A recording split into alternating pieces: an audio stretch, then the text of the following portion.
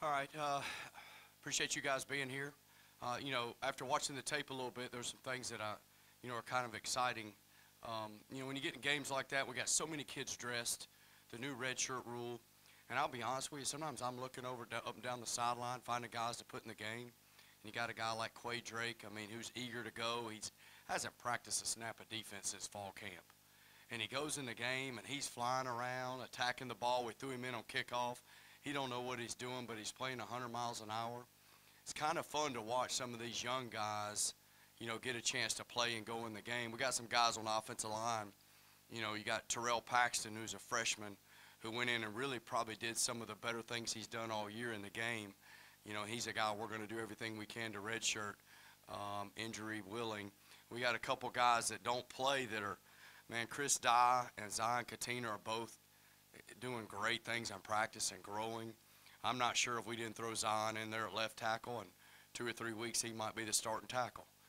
But it's one of those things you're kind of working your way through as freshmen. But I tell you, looking back, it's exciting to watch some of these young guys. They've been doing it for a little bit now, and they're eager to play and excited about it. And I love looking down that sideline and seeing a bunch of guys that are just eager to go in the game regardless of score or circumstance.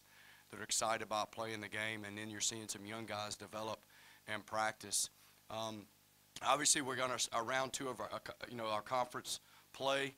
We got to go on the road for the first time and play Gardner-Webb, a really good football team. When you look at last year's game, they probably played us as well defensively as probably anybody did all year. They got after us pretty good. We didn't play exception well, but I'll give them a lot of credit. They did an exceptional job. We struggled moving the ball. We had to hit a few big plays to get some stuff going. So we gotta fine-tune some things to get ourselves in a better position to go be successful on the road. Last time we were there, it was a wild game, but it was probably as poor defense as we played since we've been here. So I think we have a lot to do to come together all three phases, to go play a conference opponent on the road. When you look back at what we've done in the past, we found a way to win, but it has not been up to our standard. And so I think we got to continue to build on that this week as we prepare to go on the road. So we're excited about the opportunity. Obviously, we had light work yesterday. Today's Tough Tuesday, and we got to come out with a great attitude and prepare to have a great week of practice so we can go out and put our best foot forward and continue to build on some positive things that have happened the last few weeks going into Saturday. So I'll open the floor for questions.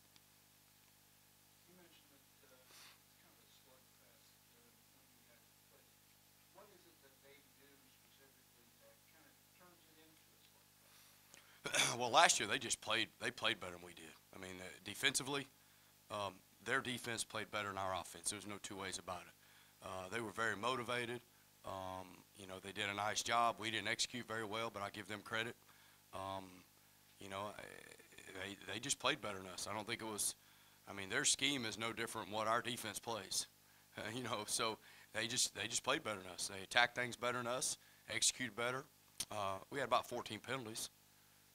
Which doesn't help either, but usually that happens when you're not dialed in and focused, ready to play. So I thought defensively we played fairly well last year, but then you go look at the year before then, and it was bad. So I think it was as much as they were focused and dialed in and ready to play, and especially offensively we were not, and they played better than we did last year. We found a way to win, but it wasn't. It was. I told our guys on Monday, I'm gonna have to go through the film all week, and it's brutal. It hurts every time you have to turn it on, especially offensively. Obviously, defensively we didn't play that bad, but offensively it was poor.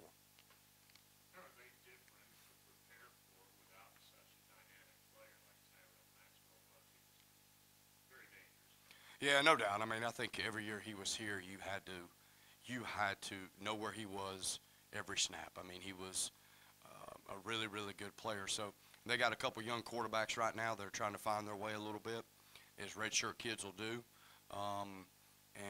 They got a good back. They got a solid wide out. They've played some really good people. They got some really good records. I think it's different. Obviously, Tyrone Maxwell is, there's not another one of those.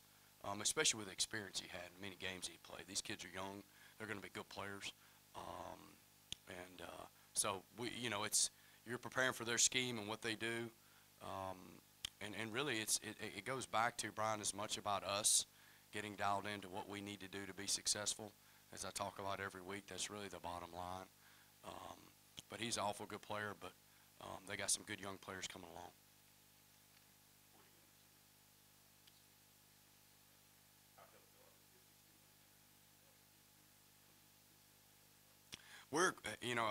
Usually they're in red when we go down the list.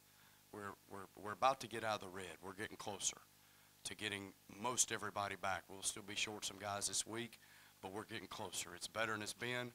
You hope we can get through this week, and then obviously next week we can, get everybody back so we can get a full complement. So we're definitely gaining on that. I think some of the sickness stuff is hopefully behind us, and then some of the guys that have been banged up hopefully are getting better and will be ready to go this week.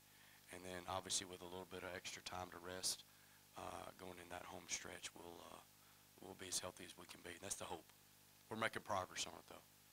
Is this an ideal place in the schedule they have for the I think so. I think for me as a coach, I like it somewhere mid-season.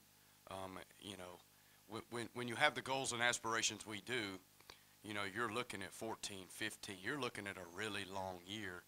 And having that bye somewhere midway gives you a little time to regroup. And not as much maybe get some guys healthy as it just take a breath and regroup for a little bit and get your feet underneath you, going into that last half of the season. And then obviously here we have aspirations of playing beyond that. That's ideal, but scheduling is not always ideal. And in fact, this is the first time I can remember truthfully having one. We usually have them, we've had them third week, fourth week. I think last year was early in the year as well. So, but I like it. I like it somewhere midway through the season.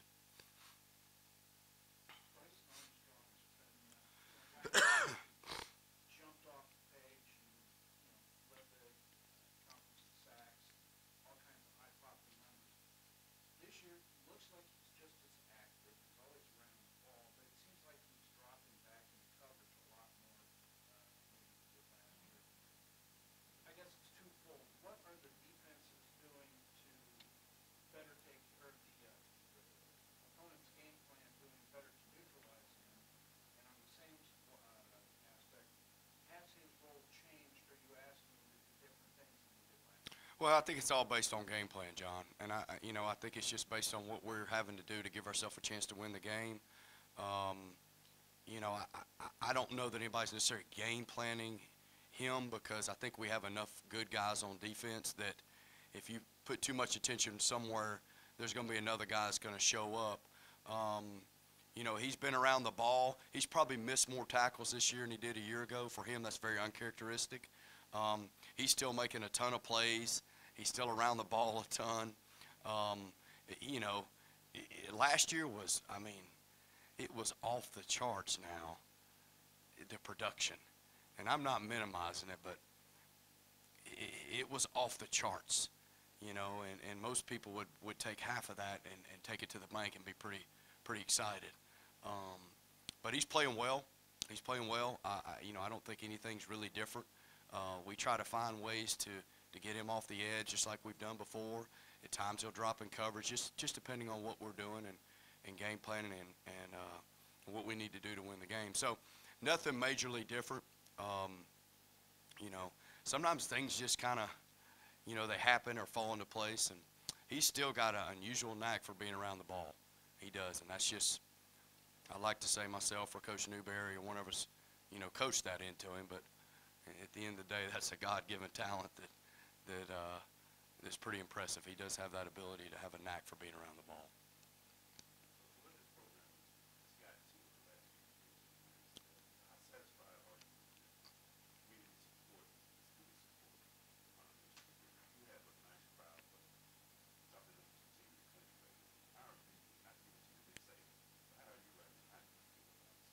Well, I don't get caught up in the rankings. I think that's great for our program and branding. We've talked about that a little bit in here before.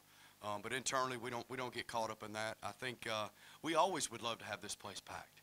You know, for these kids who've worked so hard, we love to have that student section packed. We love to have the home side and the visitor side packed.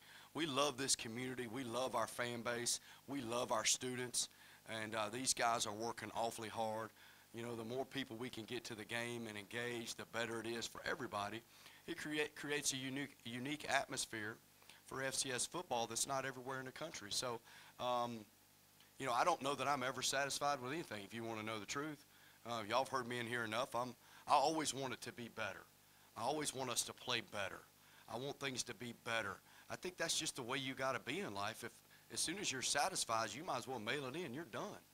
I mean, we want it to be the best it can be every day. You know, we love for that place to be packed every Saturday. You know, we love for us to play the best we can every Saturday. So I think all those things come into play, you know, as far as our team, our community that we love, our university that we love, and our students. You know, we want it to be the best we can be for everybody involved, and I think that's really where we are. Do you think, you always talk about culture, do you think some of that is just so much success so early, it just takes time to build the outside culture, the fan support, the attention, generations of people that follow the team?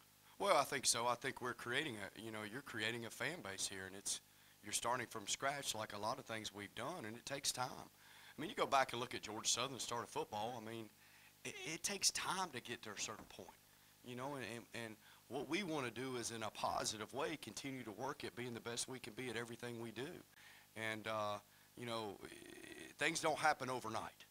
You know, you just got to keep plugging away, have a great attitude about how you go about your business, you know, be positive about everything you possibly can be.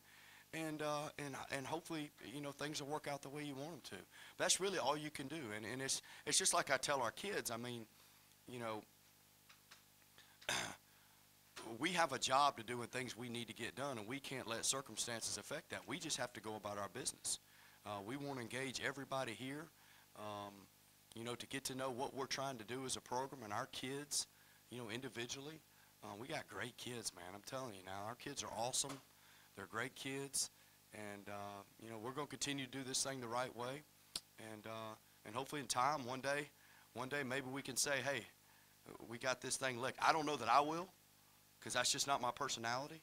I think we strive to be better every day at everything we do. So, and that's just a little bit me. Given the experiences last year and how far you guys went in the playoffs, and I know you're only focused a week and a play and a practice at a time, but big picture, how important would it be to end the season as one of those top 8 seeds where you get the other bye and you actually have some road games in the postseason? Well, I think anytime you have an opportunity to play at home, that's an advantage. I mean, shoot, not to have to go on the road, I mean, that's an advantage. And so, but the best way we can control that is taking care of Tuesday and then Wednesday and then Thursday, and then you worry about Saturday. That's how you control that. You know, but I think there's no question to have the opportunity to play at home is a huge advantage for us. You know, I think it's an advantage for anybody, truthfully, especially that time of year. So, obviously, you do that by, you know, taking care of the task at hand, and that's something you could control. Go ahead. Yeah. Yeah. What's the process for you guys as coaches? One, how awesome is it for you guys to show up for something new like that? And two, what's the process? Is that like a thing with Adidas where you guys are with the helmet providers? That's something you talk about, you know, maybe just before the season, and it kind of comes to fruition. How does that work with new stuff like that? Yeah, I've kind of boxed myself in a corner a little bit with this. So, you know, every year we try to throw a little wrinkle at them. And, you know, if you go back and look, you know, starting year 2, you know, we broke out the matte black helmets, all right? The black and gold helmets are who we are. They'll be around forever. I mean, that's black and gold. That's who we are. So every year, early in the summer or before then,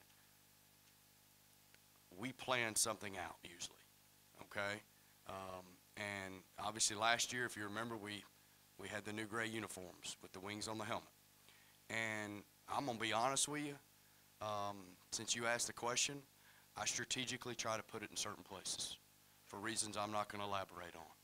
but I do strategically try to put it in places where sometimes in my mind, we might need a little bit of juice, a little bit of energy, a little bit of extra. And so, the white helmets, it's a process. It is a lot of work.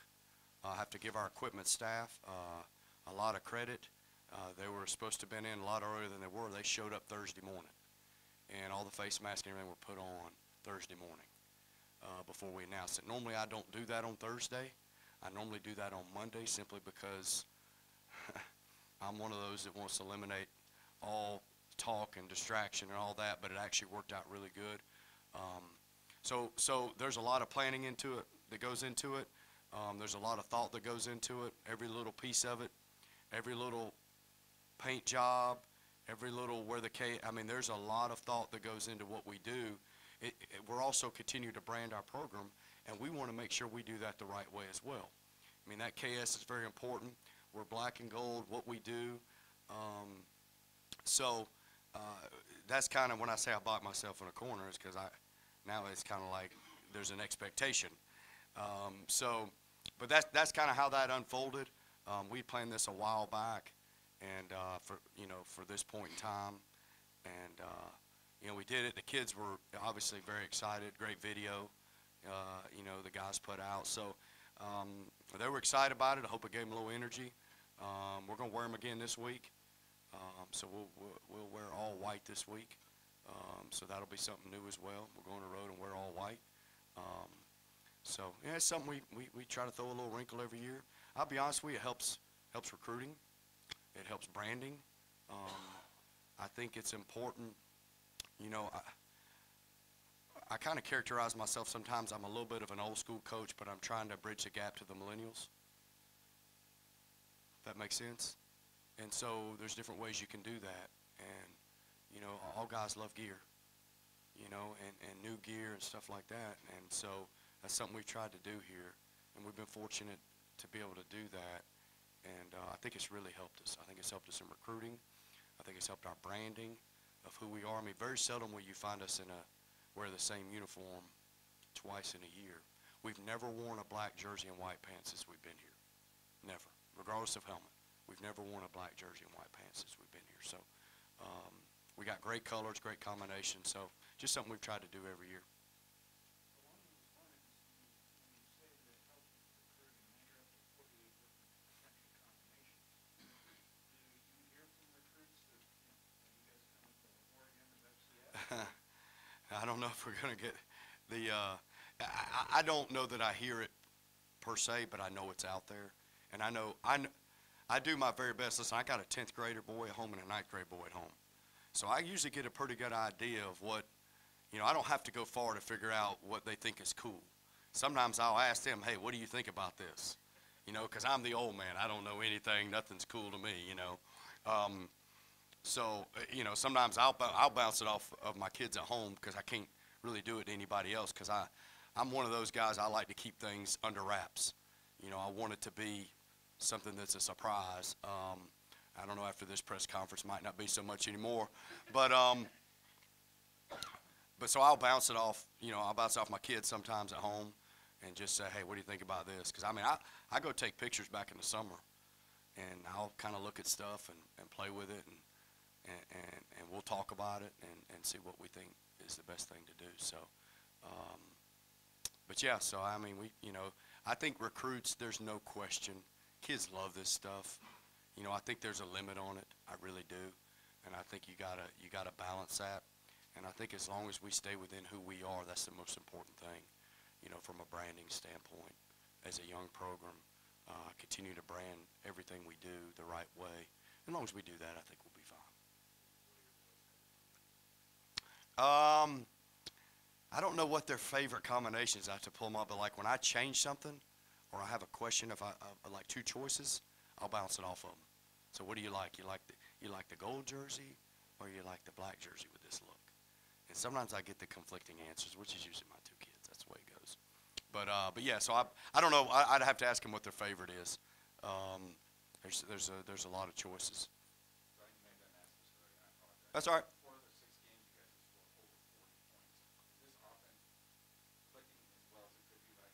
Well, I don't know if it's as well as it could be. I think we've done some good things. I think there's a lot of areas we can improve on, but I think,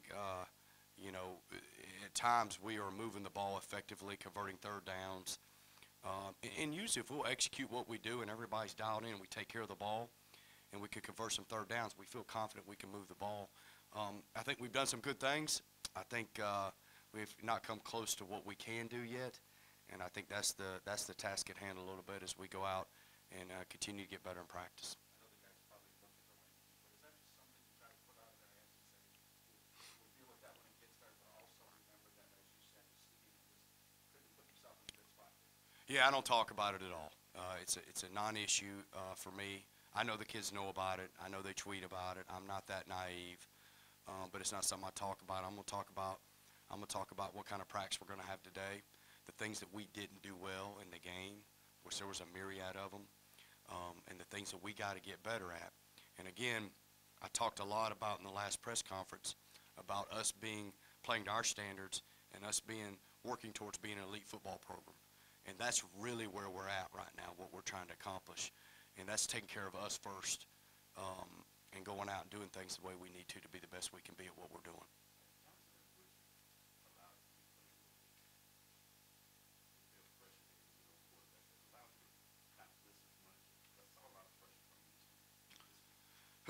Well, they couldn't block Desmond. I mean, they couldn't block him Saturday. I think it just depends on who you're playing and what we need to do. Desmond and Andrew have both played really consistent for us this year. Andrew's come in and done a great job, and Desmond's been a really good player for us. They've both done a really good job. And I think a lot of times it just depends on who you're playing and what the scheme will allow you to do. Can we get pressure with those guys, or do we need to do some things to free them up, or we need to do some other things to free some other guys up? And I think that just depends on a week-to-week thing. They really couldn't block them, much Saturday, so you didn't have to do as much. But each week's a little bit different on that. Anything else? Just looking at the schedule, with the exception of Sundays before the final game, you're all on the road. Just the thoughts about going on the road and obviously hit that back half of the schedule, you're on the road one and all. Yeah, and honestly, as a coach, I like going on the road. There's not in a bad way. There's more distractions at home than there is on the road. When I get them on the bus, I got them. We get on the bus, we roll out of here, I got them. And we go to the hotel. There's nothing going on. There's no, there's no distraction. So a lot of times, it's a good thing. Now we do have some younger kids that hadn't been on the road as much, but we try to make practice, as tough as we can make it. So anything that gets thrown at them, hopefully, is not going to faze them. But anytime you go on the road, especially in your conference, it's important, and we'll have to be dialed in and ready to go this week. All right, thanks, guys. Thank you, guys. Appreciate it.